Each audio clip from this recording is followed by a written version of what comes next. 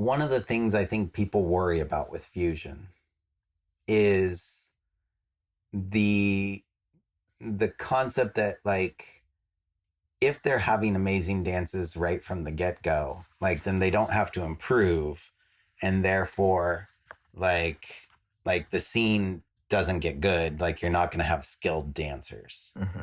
Like, I get that fear. Mm-hmm. In my experience, that has not been the case. In, like, when I run a dance event, I don't see people that aren't trying to improve their dancing. Like, I see people that are very passionate about improving their dancing, and they're taking all the classes. And, Mm-hmm. like, you know, in our local scene at the firehouse, I see a lot of people taking, like, workshops and trying to improve their dancing. And we hold local practices where people come and just practice. And at least we used to. I don't know if they're still doing that. But so for me, like, I get the concern. I don't think it has to be there.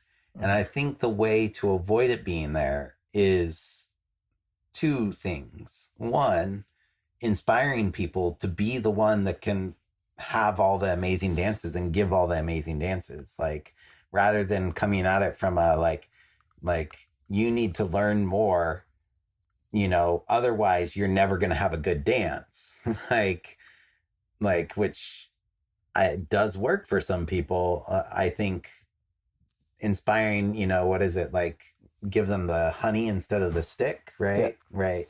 Like, I think giving them a positive thing to aim for can be just as, if not more, inspiring to get people to go, like, wouldn't you love to be able to have amazing dance after amazing dance, and to give everyone you dance with an amazing dance?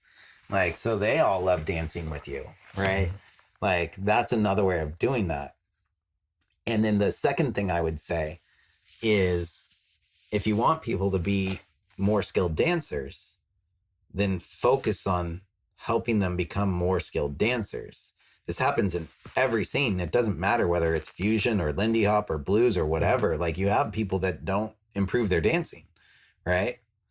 And so look at that number. Like, right now, maybe it's 80% of your dancers don't take classes. Mm-hmm. Okay, what can you do to make that 70%, to make that 60%, to the point where now only 10% of the people aren't taking classes? Like, focus on that. I don't think it has anything to do with what you call the dance you're doing. You know, I think it has everything to do with how much focus you put, and, like, how well you're doing at getting people to do that. Because you might say, well, I spend all the time trying to do it. Okay, but are you doing it in a way that's inspiring them, right? Like, there's sales involved. Mm-hmm. Like, you got to learn how to sell people.